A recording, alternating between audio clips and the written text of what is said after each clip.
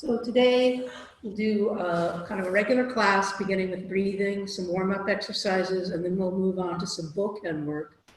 Again, if you don't have a bokken, it's fine. You can even practice empty-handed, or you might want to use a household item that you've selected as a substitute for bokken, the wooden sword. So let's begin.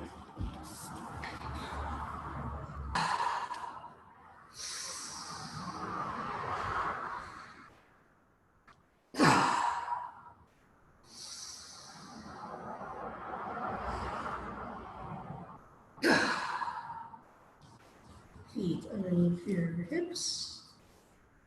Reach. Breathe in and out.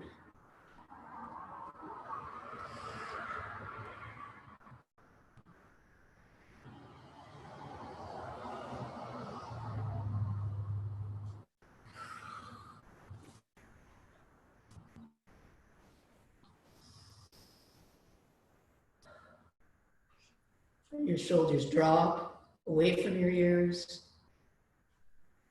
Reach further on one side, then reach further on the other side. Open up your ribs. Keep the shoulders relaxed. Reach from both sides as if someone's holding you from above.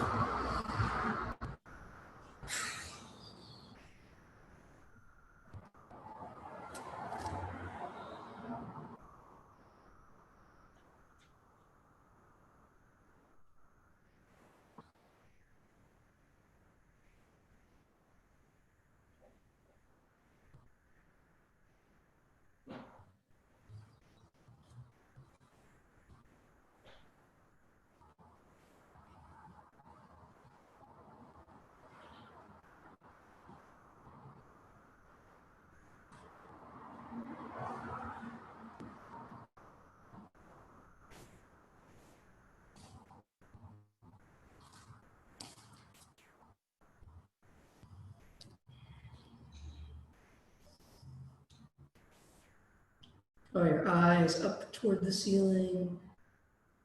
Extend through your spine. And then sink and let your arm drop off your head. Find the other arm. Put your forearm on the crown of your head. Stand up. Extend through your spine. Look up. Breathe.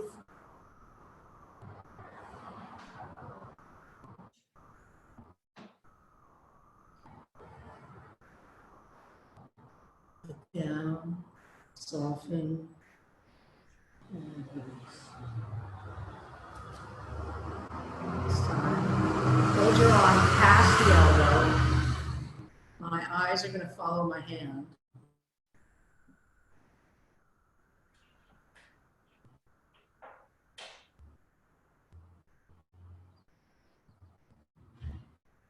And release. Eyes follow the hand. Look behind yourself.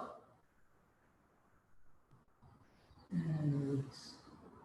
This time, slight variation. Starts the same way. Eyes follow the hand. Now make your neck as long and tall as you can and start to look back over your shoulder. Keep the neck long, shoulder dropped, looking back over the shoulder. Now let your eyes come back to your hand. Look behind yourself. Turn till you find that natural stopping point. And then unwind. So start off watching your hand. Then grow tall, lengthen the neck, shoulder drops. And look back over your shoulder. Hold, keep looking.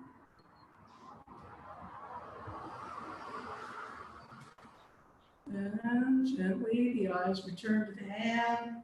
Start to look behind yourself. Turn a little bit more. Look behind yourself. and unwind.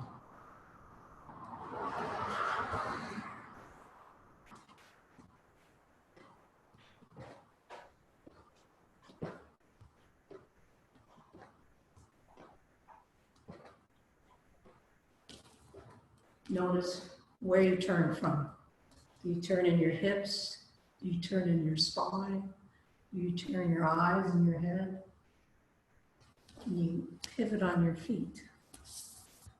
Pivot on this foot as you turn. Pivot on this foot as your hip turns to this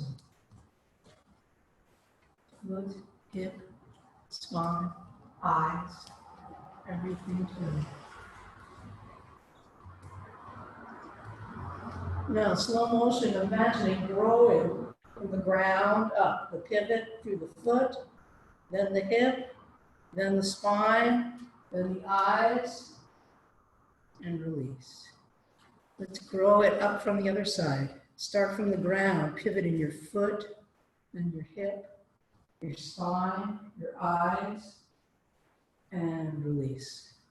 Now let it grow like a chain. Put it together from the ground up, from the ground up.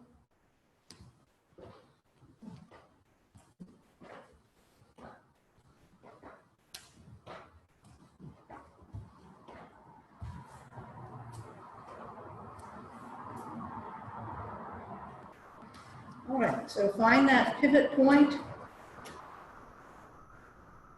under the big knuckle associated with the big toe, the first MPJ. There's a little structure called the sesamoid that helps us pivot. Find that spot and pivot. Now calibrate the movement here on the ground with your hip joint. So the turning in your hip joint and the turning of the foot on the ground are aligned, calibrated, synced up. And note how the knee is just carried safely between those two. So there's an old saying that when the parents fight, the child suffers. So don't let your knee suffer. Find this easy way for your knee to be carried in the motion, rotating in the hip and pivoting on the foot. The knee stays in the frame of the foot throughout the motion. Here, here. Don't let it wobble. Don't let it wobble in or wobble out. Keep it in the frame of the foot as you turn your hip and swiveling on the ground. All right, let's look at it on the other side.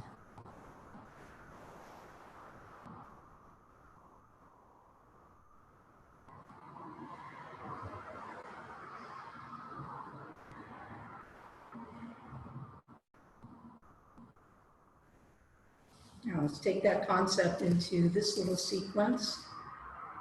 Find your toe, empty out your leg, and rotate. Find the point on the ground, point in the hip, the knee carried safely. And then swivel. Like you're stamping something out.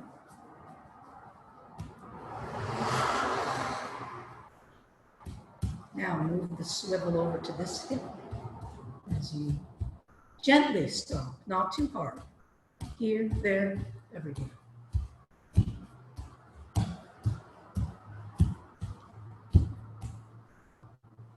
Still on this foot, draw a little line around your foot.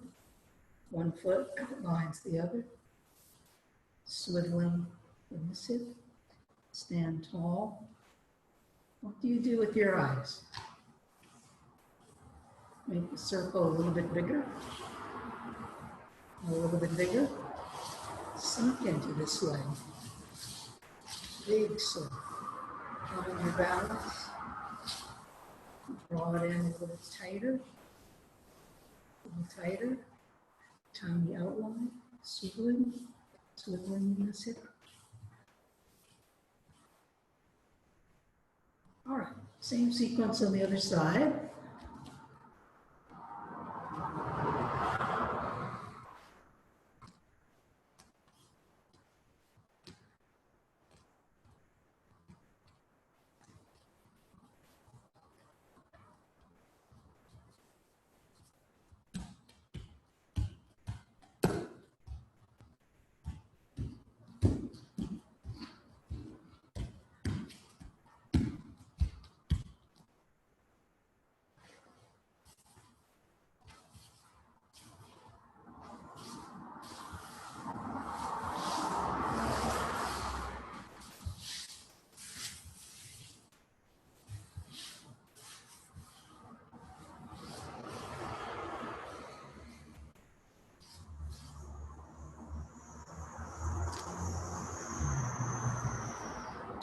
Okay, let's do a sequence. I'm going to talk through one side and then we'll do it silently on the other side. Okay? Set your feet parallel, right? This is not a hamni motion. You're going to take the foot back with a good channel between, foot back. Set the heels straight back. Then find your head over your hips. Press the hip forward a little bit so it's open here. You may feel a stretch here across your open hip. But the point of this exercise is actually to stretch gastrocnemius, the calf muscle that comes up and inserts behind the knee. So your heel is down, your hips a little bit forward, front knee bent, head over pelvis. Okay, so not too much like this, head over pelvis. For some people, you can still get the stretch if you're forward a little bit. So feel that versus here. How is it for you? Can you feel when the stretch is clearly in that muscle that comes up into the back of the knee? That's where you look for it.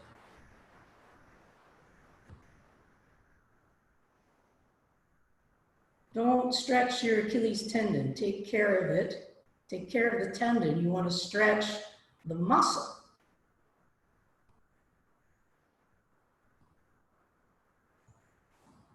I find slight changes in this angle give me a slightly different stretch through that muscle.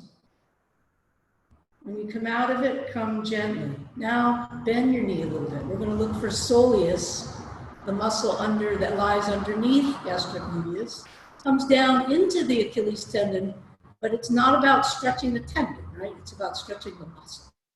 Here, you can think of setting back into the heel a little bit. It may help to push through, sense of pushing the ground away through this leg to bring that intensity down into this muscle. Gently.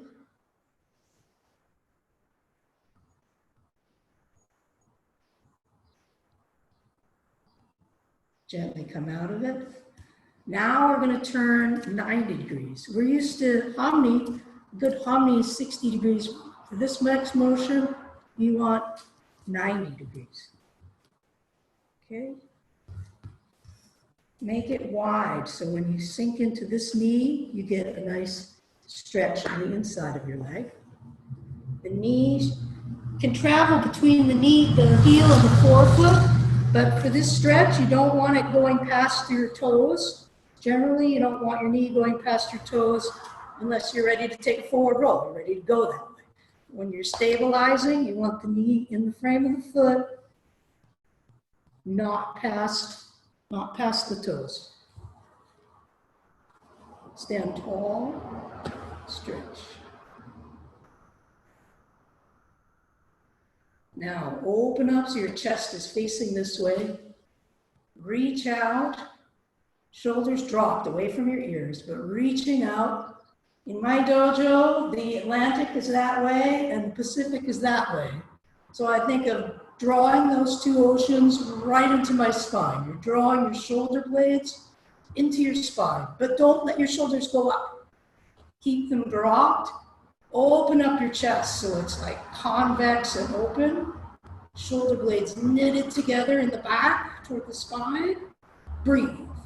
Look far out, like you're looking out across the ocean to the horizon.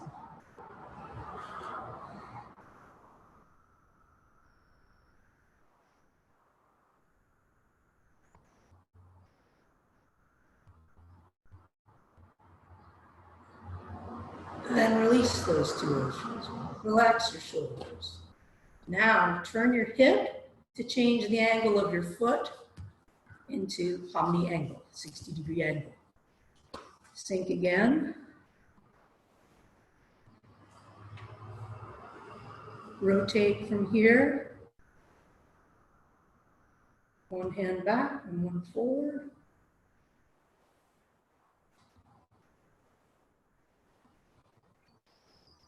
Now rotating your thoracic spine, a little bit left and right. And let your eyes follow your arm. Follow my elbow here. Following my elbow there. My eyes are following my arms. Find that range of motion in your back, in the thoracic part of your spine. Now differentiate the motion so your arms go one way and you're looking the other way. So there's a little rotation in your neck, the cervical spine, and a different direction than your thoracic spine. Stabilize through your lower body. Now drop that. Look up ahead. Look over here, over there, over there, over there. Feel the changes in your feet and your ankles. Check out your balance. And sense your feet on the ground. Okay?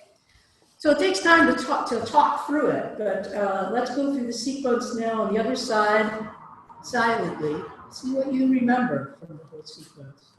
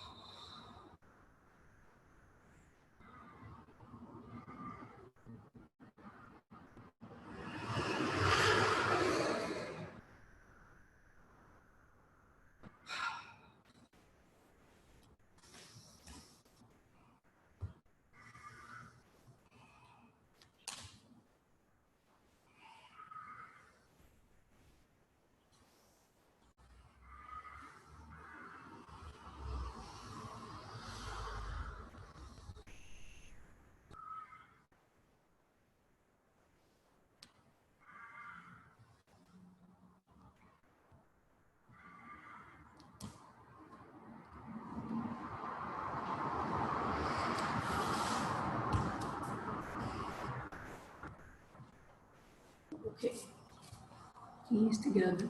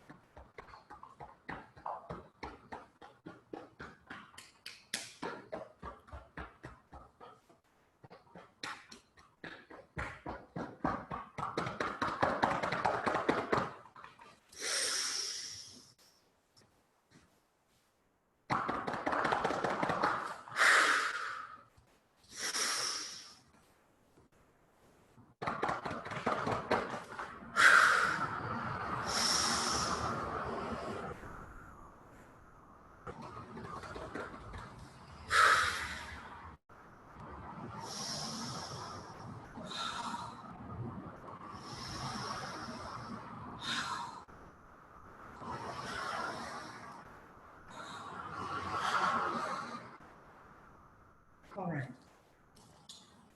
So each of these classes, I try to kind of illuminate a different warm-up series and de-emphasize others, but it always has breathing, some kind of warm-up exercises. And now we're going to go on to the bokken work. So, I do have a bokken, so I'm going to round with that.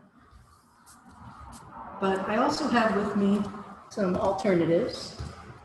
Here's a wakizashi, very useful for indoor work because it's so small. These are generally 19 to 22 inches long, and it's really designed for one hand.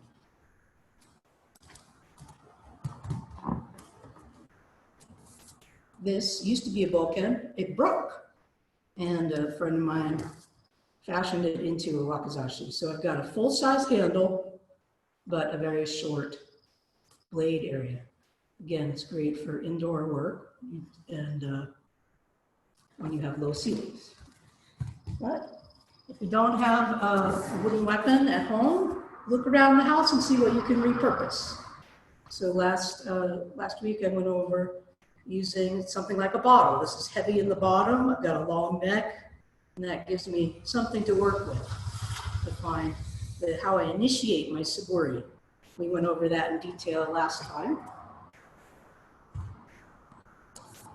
So for today, let's start in Omni stance and find that sensation of pressing down through the heel of your hand. Remember this valley of the hand, the line from the first knuckle at the base of the index finger down to the heel of the hand. That line sits on top of the bokken. We're going to do katate suburi, one-handed suburi. Press through the heel of the hand to bring the tip up.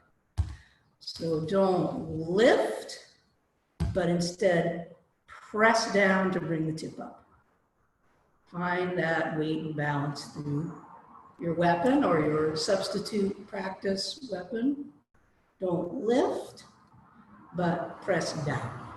Make sure your starting position is a neutral wrist. Don't start like this. If I choke up on the bokken, you can see this angle here. Don't start like this. See how this is closed? This is going to stretch out the tendons in your wrist. You don't want that. A little bit closer. So this is bad. Don't do this. You want your wrist neutral. So this is roughly a 60-degree angle. Some people say 45, but roughly 60-degree angle here. Then press through the heel of the hand to bring the tip up. So sink the heel down, bring the tip up. Right? If you hold it at the very end, so the little finger is just around the edge, the heel of the hand is right at that very end of the handle, press down to bring the tip up.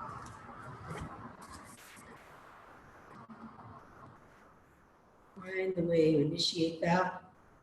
And I recommend first you just focus there. So we'll add body movement soon, but for now, leave all this still and quiet.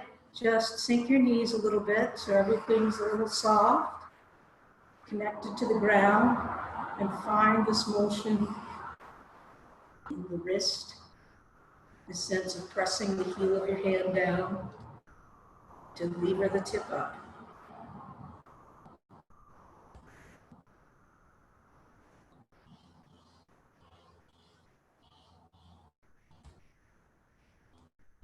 Now, if it was very heavy, I might bend in my knees and sink under it to bring it up. So imagine you have a heavy tree branch. You get under it and you stand up.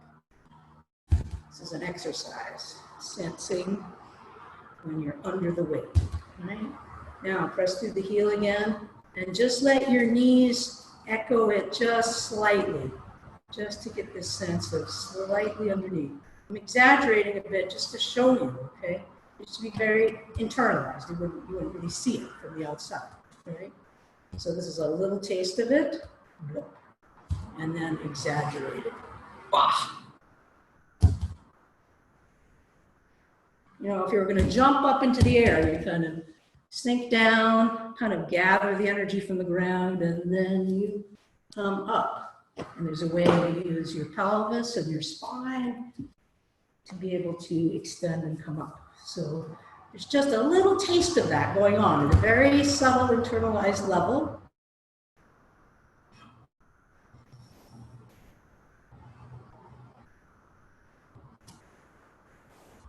I'm holding this to the side of my body, not in front of my center right now. I have it over here to the side of me. So as it comes up, it's not going to whack me in the head. It's going to come up and fall over this bicep, tricep area. So find where it's vertical and it's almost weightless here, and then let it fall. Let it fall means let your elbow bend. All right. Then use the little and ring finger of this hand to bring it back. Again, there's a little bit of a whole body motion, but we're working on the use of the wrist, elbow, the ground forces, gravity, sensing the weight and balance of the weapon. Heel hand. Find the little and ring finger. Squeeze.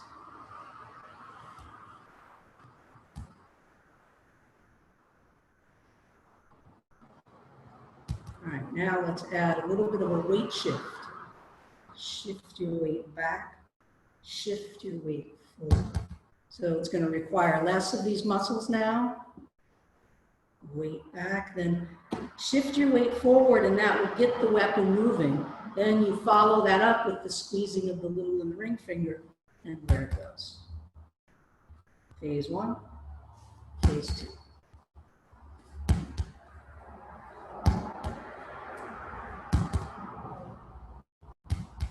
Not trying to control the weapon, sensing, practicing.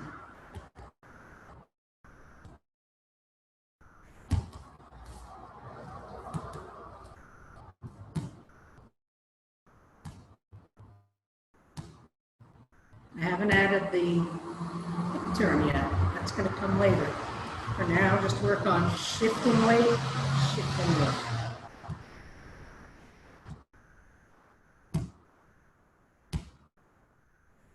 All right, let's look at the other side.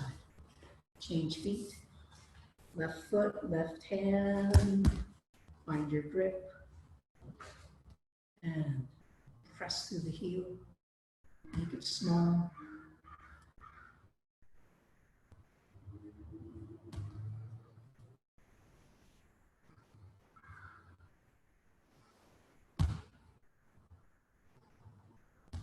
Let it go.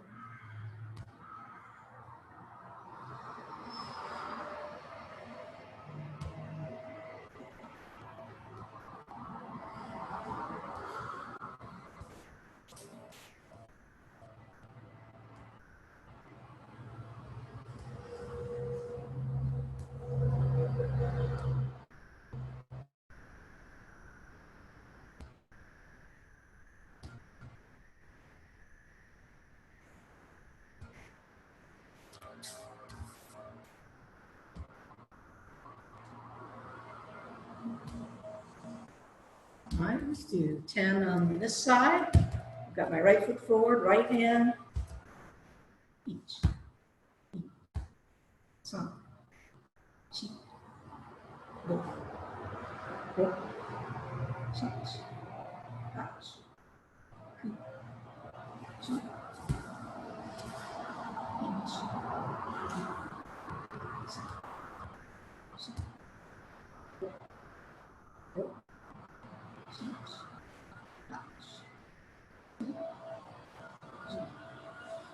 All right, so now let's do an exercise to bring in the hip turn.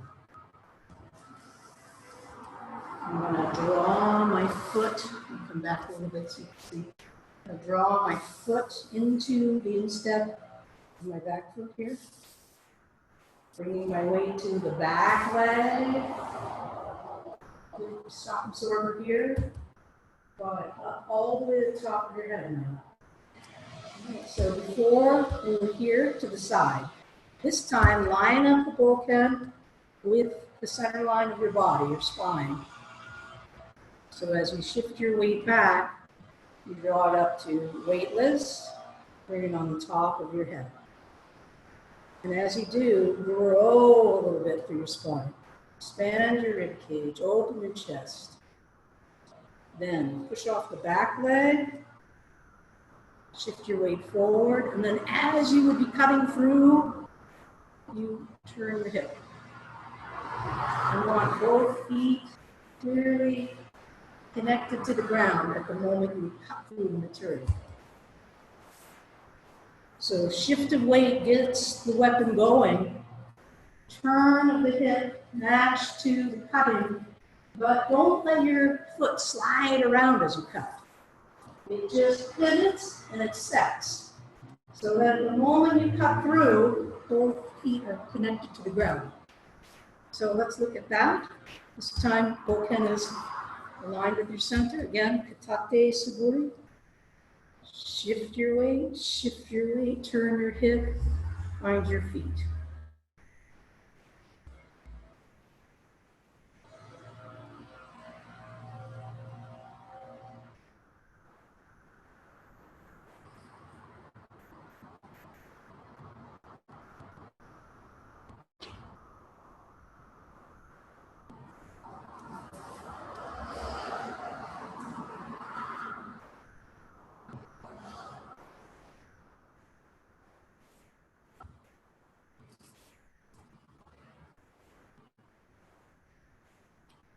So just to show you, you can practice this kind of internal sensory practice with something as simple as a bottle. Up and down, and here, and take advantage of the opportunity of being at home to actually pick up items of different weight, feel how it is. That way you don't become robotic in the way you do things. You're sensing the weight. This is a shorter practice tool, instrument practice. There's a different kind of sense of weight to it in this bottle. In wakizashi, it's much lighter. I have to be sensitive to the tip in a different way. So maybe it requires less musculature, but it requires more attention. If you have a hard time feeling what you're doing, pick up something heavier. Pick up something heavier.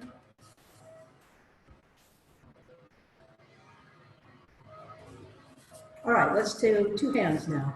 So the second hand, again, find the valley of the hand from the knuckle of the index finger to the heel of the hand, put that on top.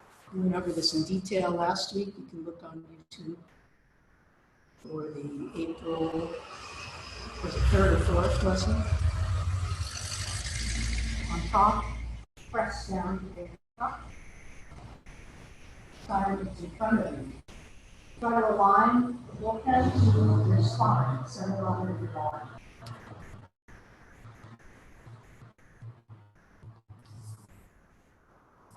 Phase 1, phase 2. So for phase 1, go ahead and square up your hips. Weight in the back leg. Bokken at the top of your head, not just here, but at the crown of your head. But don't open your elbows. Keep the elbows in front, in the frame of your body. A little bit relaxed. Good suspension system here. Your elbows, your hips, your ribs. Then push off that back foot. Make good use of the glutes, the leg muscles, the ground to send the tip forward. And turn your hip. What's the timing now? Lower body motion relative to the cutting motion. Slight squeeze at the bottom of your cut stops it. Right? Hold it gently on the way, like you're holding a bird or an egg. And then at the very end, you grip it slightly. Again, I'm exaggerating to show you. It's very subtle, just so that the tip doesn't drop.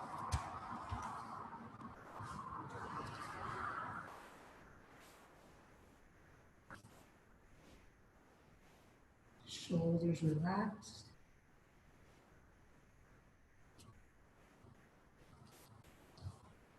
The other side, keep your hands. So left foot forward, but my left hand is still at the end of the weapon, the right on top. So it's going to feel a little bit different on this side.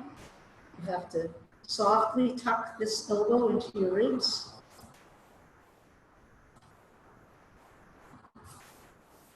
slide. Slide, slide.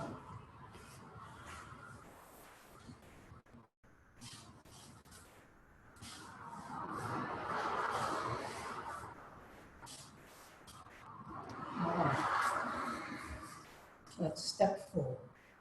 So now you bring your back foot to your front foot. As you raise, you're going to push off this foot now. This foot slides forward and turn your hip as you cut. All right, again, the right foot forward. Everything comes to a point here.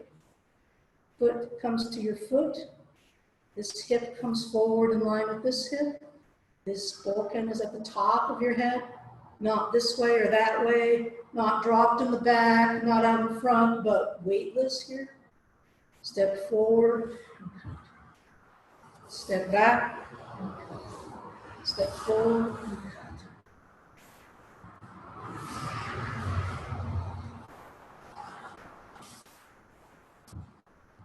how do you manage the weight shift and the hip turn? When does your foot slide? When does it stick?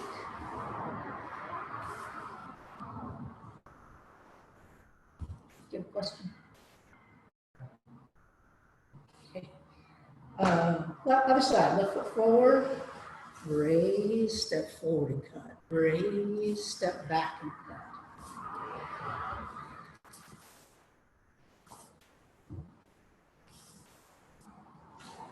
All right, we can turn this into sanmpo, shomunchi sanmpo. Stepping forward, cutting. Step forward, step back.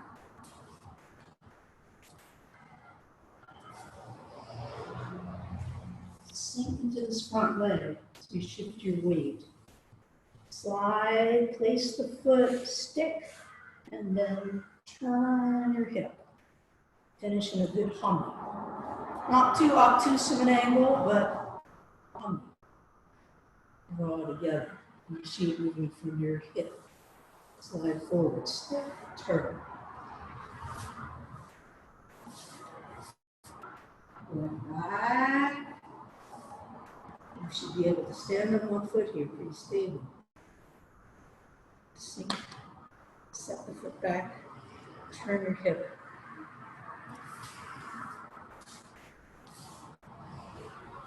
3 steps forward, 3 steps back. Okay, let's look at kesa, the diagonal cut. So sometimes people think that diagonal cut means I should turn my hip over this way, right? Isn't this kesa? No, I exaggerate slightly, but you want to shift your weight forward and back.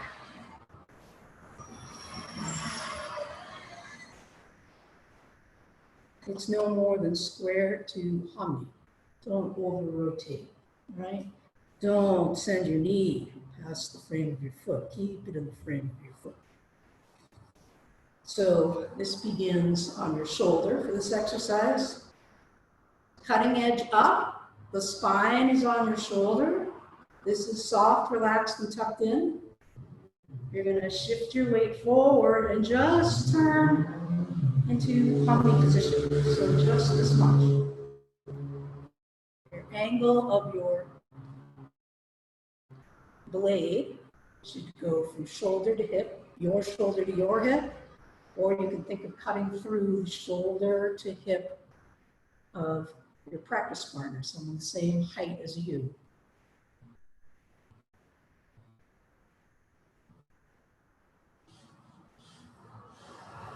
So this hip just turns this much.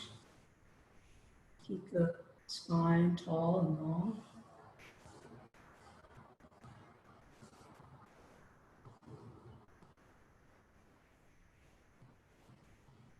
Try to stop. Start. Stop.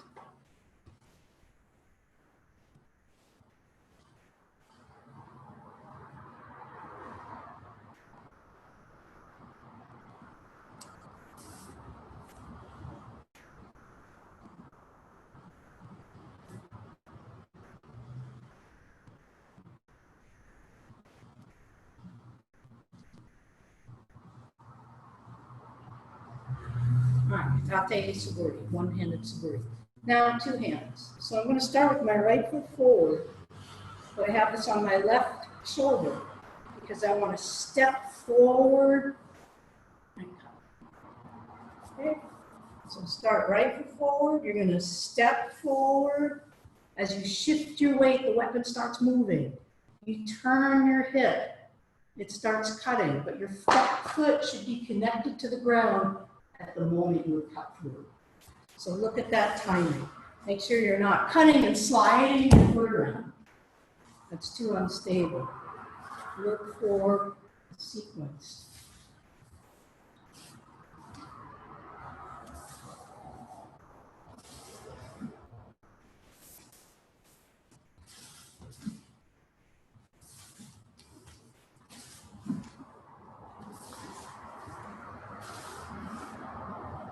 If you don't have a weapon with you at all and you're doing this empty-handed,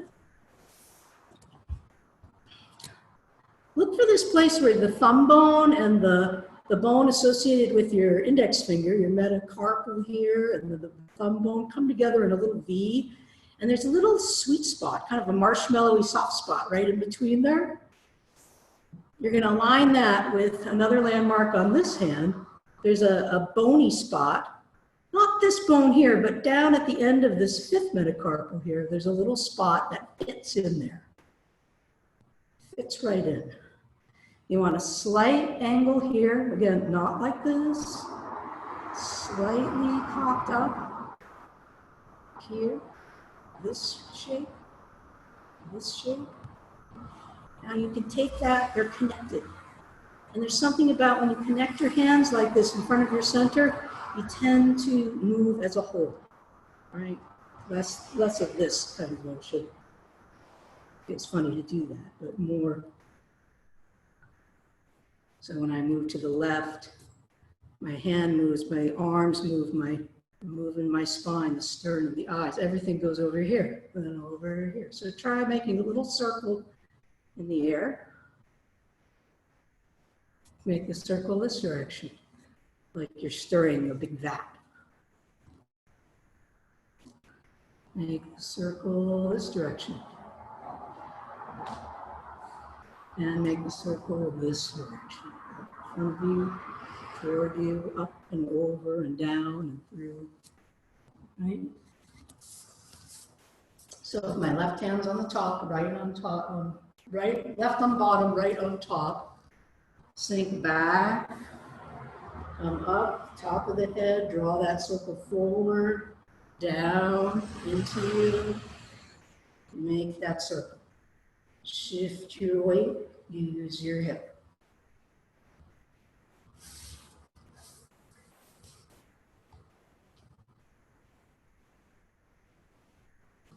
All right, now set it on your left shoulder, right foot is forward, and you're going to step forward and let your hands come through. Let's look at it this way.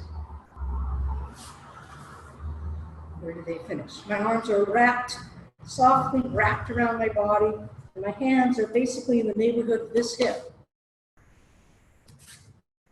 Right foot forward, hands on the left shoulder, come through.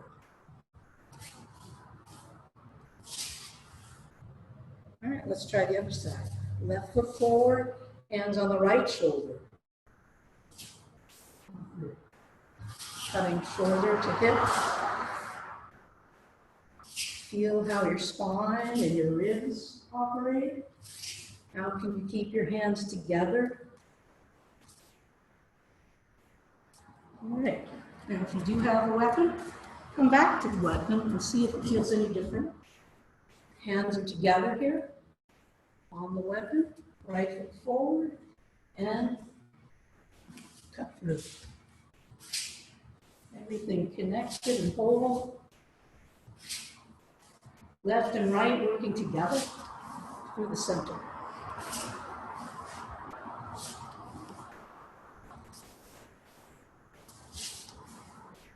All right, let's turn it into sanmpo, 3 steps forward. So if I start with my right foot forward, I'm going to start with the bokken on my left side, left shoulder. I'm going to step forward with the left foot, That's one. Now, I'm going to turn my hip, bring the bokken to the center line. As I step forward, I bring the bokken to my right shoulder. As I shift my weight, the weapon starts to move. I'm turning my hip, connecting back foot to the ground as just a moment before you cut through. So from here, all in one go. Here. Step up, raise, cut. And track that shift weight and the hip turn. Shift this way.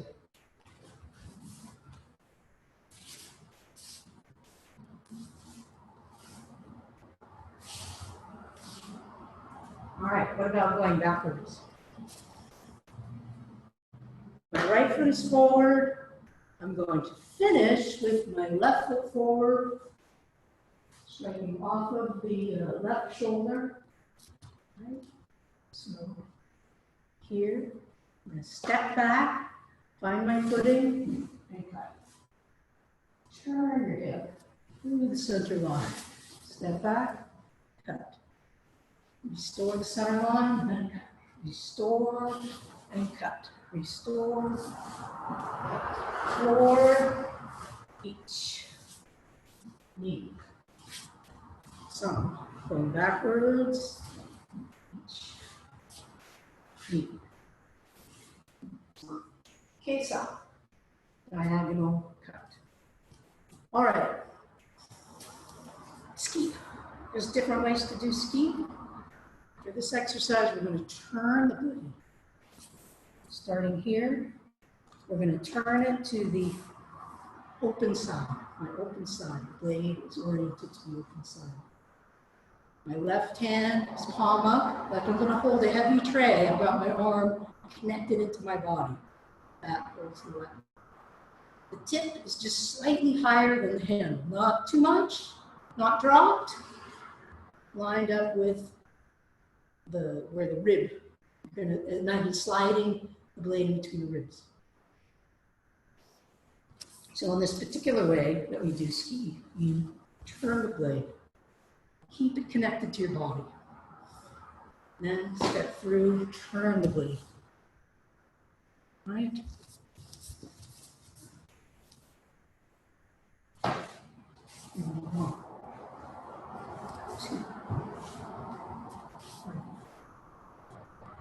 When I go back, I need to take this with me, but shift my weight forward.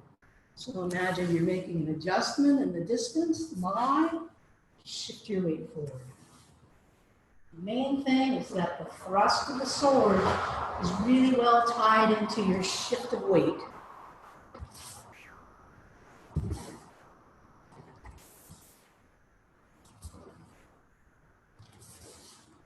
Let's look in this direction.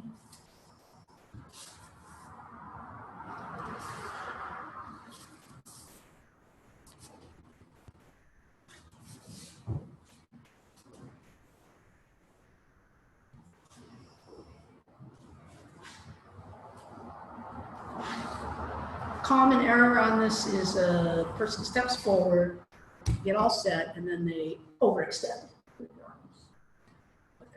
Hot, or they don't know where their target is. Okay, so right here. But don't cross from your arm and overextend. What are your shoulder blades doing? Tie it into your whole body.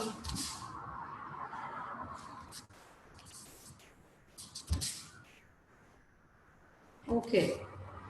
That's sanmpo. Shomonichi, kesa, and ski. Moving forward and back. 3 steps. Shomonichi, kesa, and ski. Let's do shihogiri. All right, so if the right foot is forward, there's lots of ways to do this. Let's do a slide and cut. It's going to go slide and cut, pivot, slide and cut, turn, pivot. So in this style, you keep alternating left and right feet. So let's look at it this way. My right foot is forward. My right foot is forward as I cut, pivot, Now my left foot is forward as I cut. I'm going to turn 90 degrees, take the right foot, then pivot, and it's the left foot. Right. Again, starting right foot forward, right, left, right, left. Let's start left foot forward. Slide and cut. Pivot, the right foot. Turn, the left foot. Turn, pivot, left foot. Let's do it a couple times without me talking. All right. Let's go this direction for a change.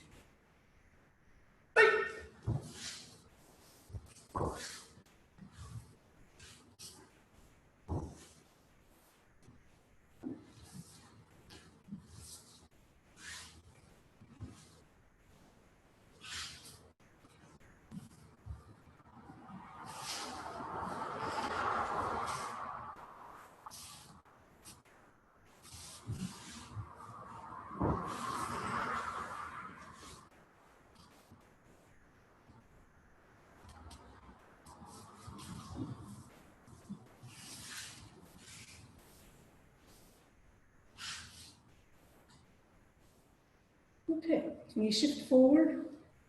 Make sure you shift into your leg. And shift your weight into this leg. Knee travels from heel to forefoot, but not too far. Keep it solid. Keep the foot in the frame, the knee in the frame of the foot, and sink into that leg. So when you start here, you're going to come to a place where your weight is 50-50, travel right up to the top of your head, center line. Continue the weight shift into this leg. Weight's here. Start to shift it back. At 50-50, it's up at the top of my head. I continue the weight shift. Make that as smooth and continuous as you can. Also, don't let the tip drop back here. Right? Keep that awareness in the tip.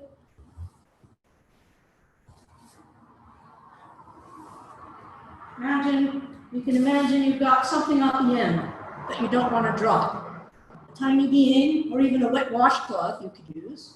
Don't drop it. Keep it, keep it, keep it. Then send it out. Keep it, then send it out. Shift your weight. Almost there. So we went over sanmpo, one kind of shihogiri. Let's do happo just to finish things off. So shihogiri, 4 directions cut. Happo, we're just going to do the other 4. So if you think of shihogiri, if you're standing on a clock, you're cutting to 12 o'clock, 6 o'clock, 9 o'clock, and 3 o'clock. So on happo you continue on to cut the other angles. So think 4 o'clock, 10 o'clock, 8 o'clock, 2 o'clock. All right? I'm going to start this direction first. Slide and cut. 1, 2, 3, 4. Now I'm going to step forward this direction for 5, 6, 7, 8 directions. Let's try this direction. I'll be facing you this time. I'm going to start with the right foot and slide forward. First direction. Second. Third.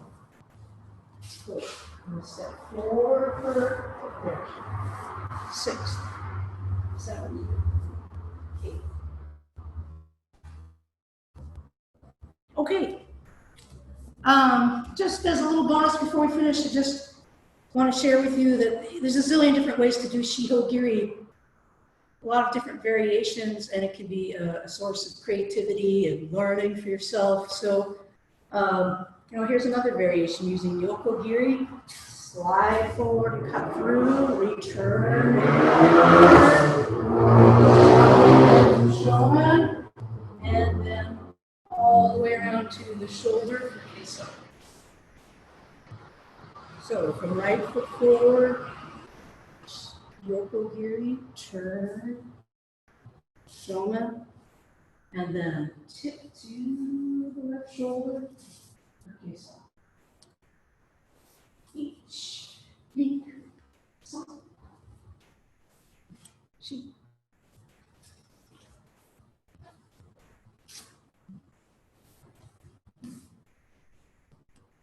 So you can play. Just know what you're practicing when you practice. Have a clear intent. Let's finish for today.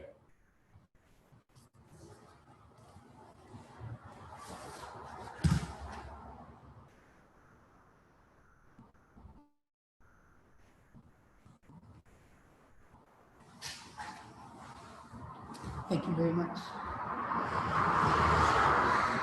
どうもありがとうございました。